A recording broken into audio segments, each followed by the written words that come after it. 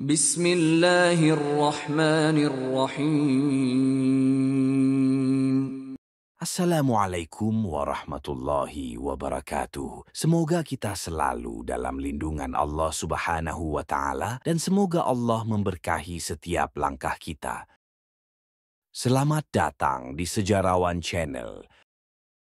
Pernahkah kalian mendengar tentang makhluk-makhluk misterius yang tercatat dalam Al-Quran? Makhluk-makhluk yang tak hanya memukau, tetapi juga membawa pesan besar dari Sang Pencipta. Mereka bukan sekadar dongeng atau legenda, melainkan simbol kebesaran dan kekuasaan Allah yang nyata dan di luar jangkauan imajinasi manusia. Dalam Al-Quran, Allah tidak hanya menjelaskan tentang manusia dan tugasnya sebagai khalifah di bumi, tetapi juga memperkenalkan kepada kita makhluk-makhluk lain yang mencerminkan kebesaran dan kekuasaannya. Makhluk-makhluk ini seringkali muncul dalam kisah-kisah yang penuh hikmah, sebagai tanda peringatan, atau bahkan sebagai bukti kebesaran Allah dalam menciptakan sesuatu yang melampaui pemahaman manusia. Mari kita telusuri beberapa makhluk misterius yang disebutkan dalam Al-Quran dan tradisi Islam, seperti burung anko, dabat al-ard, al-jassasah, ikan nun, burung ababil, burak, serta Ya'juj dan Ma'juj. Burung anko, simbol kebijaksanaan dan kekuasaan Allah. Burung anko juga dikenal sebagai anqa, adalah salah satu makhluk yang sering disebut dalam tradisi Islam, meskipun tidak secara eksplisit di dalam Al-Quran.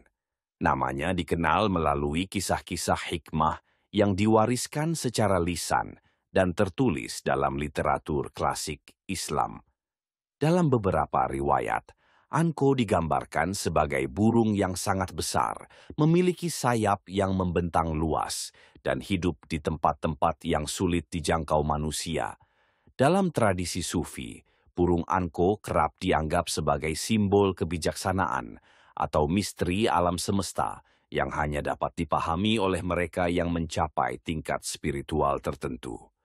Burung ini seringkali dikaitkan dengan sifat-sifat Allah yang tak terjangkau oleh akal manusia. Riwayat lain menyebut bahwa makhluk ini diciptakan Allah sebagai tanda kebesarannya, namun kemudian dilenyapkan karena sifatnya yang meresahkan. Meskipun kisahnya jarang muncul dalam tafsir utama, keberadaannya seringkali disebut sebagai metafora untuk menjelaskan bahwa ada banyak makhluk Allah yang tidak diketahui manusia, tetapi semuanya memiliki tujuan dalam skema besar ciptaannya. Dabat al-ard, makhluk yang muncul menjelang hari kiamat. Dabat al-ard adalah makhluk yang disebutkan secara eksplisit dalam surah An-Naml ayat 82. Dan apabila perkataan telah jatuh atas mereka, kami keluarkan seekor makhluk melata dari bumi yang akan berkata kepada mereka bahwa manusia dahulu tidak yakin kepada ayat-ayat kami. Dabat al-ard adalah salah satu tanda besar kiamat. Makhluk ini akan muncul dari dalam bumi dan memiliki kemampuan berbicara yang akan memperingatkan manusia tentang kelalaian mereka terhadap ajaran Allah. Para ulama memiliki berbagai pendapat tentang wujud dan sifat makhluk ini. Sebagian ulama menggambarkan dabbah sebagai makhluk besar yang berbentuk aneh, seperti perpaduan antara beberapa binatang. Pendapat lain menyebutkan bahwa dabbah mungkin adalah makhluk unik yang belum pernah dilihat manusia sebelumnya. Dabbah memiliki misi khusus di akhir zaman, yaitu membedakan antara orang beriman dan orang kafir. Dalam beberapa riwayat disebutkan bahwa dabbah akan membawa tanda yang akan diberikan kepada setiap manusia, menunjukkan status keimanan mereka. Ada yang mengatakan bahwa tanda ini berupa cap di dahi yang menyala, menunjukkan siapa yang beriman dan siapa yang ingkar. Keberadaan dabbah mengingatkan kita bahwa akhir zaman adalah kepastian, dan Allah akan mengirimkan tanda-tanda besar agar manusia kembali mengingatnya. Al-Jassasah, Mata-mata akhir. Al-Jassasah adalah salah satu makhluk yang paling misterius dalam tradisi Islam, yang kisahnya muncul dalam hadis panjang yang diriwayatkan oleh Tamim Ad-Dari. Dalam hadis tersebut, Al-Jassasah digambarkan sebagai makhluk yang ditemukan oleh Tamim Ad-Dari dan rombongannya di sebuah pulau terpencil. Makhluk ini memiliki ciri yang tidak biasa, sehingga langsung menimbulkan rasa takut di antara mereka yang melihatnya. Al-Jassasah disebut-sebut sebagai mata-mata bagi Dajjal. Ia mengumpulkan informasi dari dunia luar dan menyampaikannya kepada Dajjal yang sedang menunggu untuk muncul. Dalam hadis tersebut, Al-Jassasah memberikan informasi kepada Tamim Ad-Dari dan rombongannya tentang keberadaan Dajjal di pulau itu, memperingatkan mereka tentang bencana besar yang akan terjadi di akhir zaman. Deskripsi fisik Al-Jassasah tidak dijelaskan secara rinci dalam hadis, tetapi wujudnya digambarkan sebagai sesuatu yang sangat aneh dan menyeramkan. Beberapa ulama berpendapat bahwa Al-Jassasah mungkin bukan makhluk fisik biasa, melainkan entitas gaib yang memiliki peran khusus dalam rangkaian tanda-tanda akhir zaman. Keberadaannya menunjukkan betapa kompleksnya skenario kiamat yang telah dirancang oleh Allah, di mana makhluk-makhluk misterius seperti Al-Jassasah memiliki peran penting dalam mengingatkan manusia akan datangnya hari besar tersebut. Ikan Nun, simbol kasih sayang dan keadilan Allah. Ikan Nun adalah makhluk yang memainkan peran besar dalam kisah Nabi Yunus. Dalam surah As-Saffat ayat 139-148, Allah menceritakan bagaimana Nabi Yunus ditelan oleh ikan besar setelah ia meninggalkan kaumnya tanpa izin Allah. Penamaan Nun merujuk pada ikan besar ini, yang dalam berbagai tafsir dan tradisi sering dianggap sebagai paus atau makhluk laut raksasa. Allah mengutus ikan Nun bukan untuk menghukum Nabi Yunus, melainkan untuk menyelamatkannya dan memberikan pelajaran kepadanya. Ketika Nabi Yunus berada di dalam perut ikan, ia menyadari kesalahannya dan memohon ampun kepada Allah dengan doa yang sangat masyhur. La ilaha illa anta subhanaka inni kuntu minaz zalimin. Artinya adalah, tidak ada Tuhan selain Engkau, Maha Suci Engkau. Sungguh, aku termasuk orang-orang yang zalim. Doa ini menjadi simbol ketundukan total kepada Allah, bahkan dalam situasi yang tampaknya tanpa harapan. Ikan Nun diprogram oleh Allah untuk menjaga Nabi Yunus tetap hidup di dalam perutnya, hingga akhirnya ia dimuntahkan di daratan setelah Allah menerima tobatnya. Kisah ini tidak hanya menunjukkan kebesaran Allah dalam mengendalikan makhluk-makhluknya, tetapi juga mengajarkan bahwa kasih sayang Allah melampaui segala kesalahan manusia. Ikan Nun menjadi simbol keadilan dan kasih sayang Allah yang menggunakan makhluk-makhluknya untuk menjalankan kehendaknya dengan sempurna. Burung ababil, pasukan langit yang menghancurkan pasukan bergajah. Burung ababil menjadi bagian dari kisah monumental yang tercatat dalam surah Al-Fil, sebuah peristiwa yang menggambarkan kekuasaan Allah dalam melindungi rumahnya, Ka'bah. Ababil bukanlah burung biasa. Mereka adalah tentara Allah yang dikirim secara khusus untuk menghancurkan pasukan Abraha yang berniat menyerang Ka'bah dengan membawa gajah sebagai simbol kekuatan. Dalam surah Al-Fil, Allah berfirman, "Tidakkah engkau, Muhammad, perhatikan bagaimana Tuhanmu telah bertindak terhadap tentara bergajah? Bukankah dia telah menjadikan tipu daya mereka itu sia-sia, dan dia mengirimkan kepada mereka burung yang berbondong-bondong, yang melempari mereka dengan batu dari tanah liat yang dibakar. Lalu dia menjadikan mereka seperti daun-daun yang dimakan ulat." Quran Surah Al-Fil ayat 1-5, burung ababil datang dalam jumlah besar.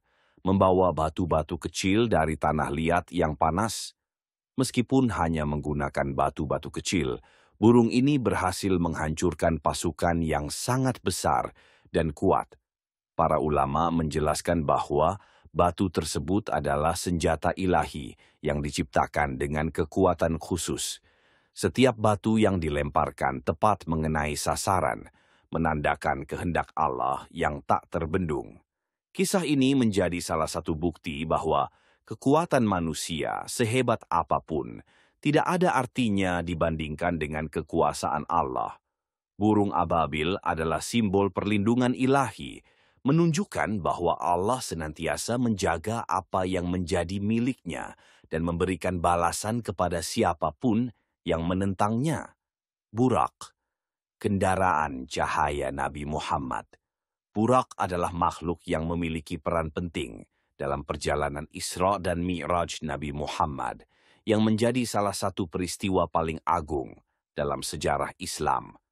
Meskipun Al-Quran tidak menyebutkan Burak secara langsung, keberadaannya dijelaskan dalam berbagai hadis sahih, termasuk riwayat dari Bukhari dan Muslim.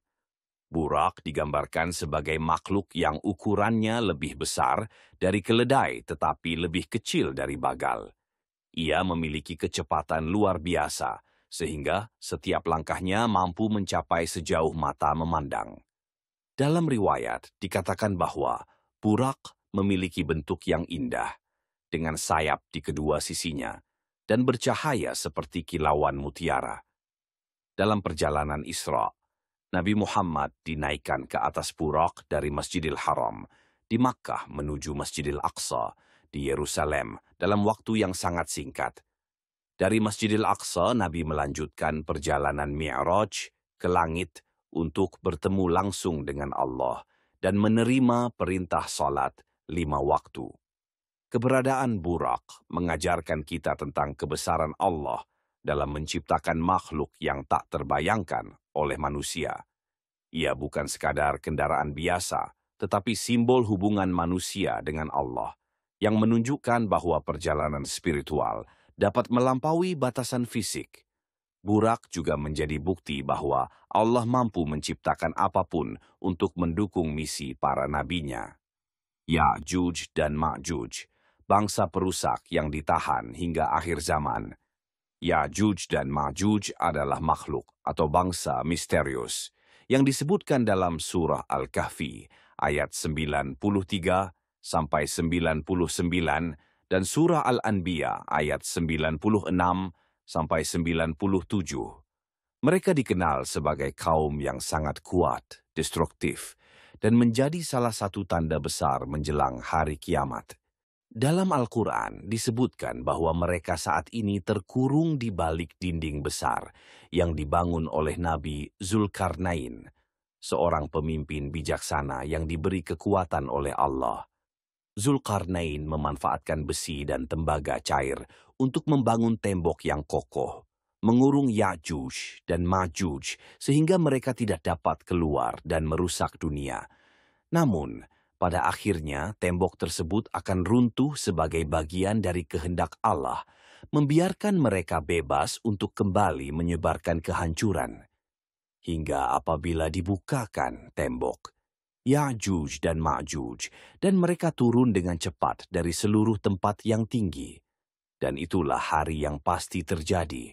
Ketika sangkakala ditiup, maka semua makhluk akan dibangkitkan dari kubur mereka. Quran Surah Al-Anbiya ayat 96 sampai 97. Deskripsi tentang Ya'juj dan Ma'juj dalam berbagai riwayat sangat beragam. Sebagian ulama menyebut mereka sebagai bangsa yang sangat banyak jumlahnya, dengan ciri fisik menyerupai manusia tetapi lebih buas dan tidak beradab. Mereka disebutkan memiliki kekuatan yang luar biasa, mampu menghancurkan segala sesuatu di hadapan mereka.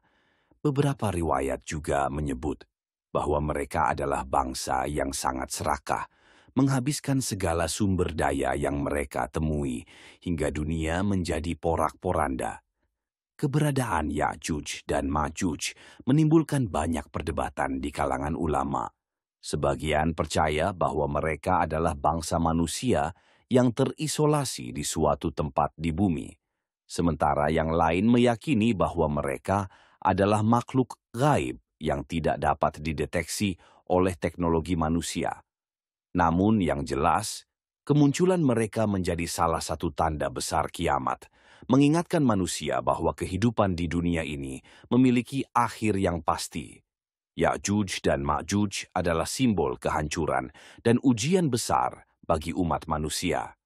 Kehadiran mereka akan menjadi pengingat terakhir bahwa hanya keimanan kepada Allah yang dapat menyelamatkan manusia dari bencana besar yang akan datang.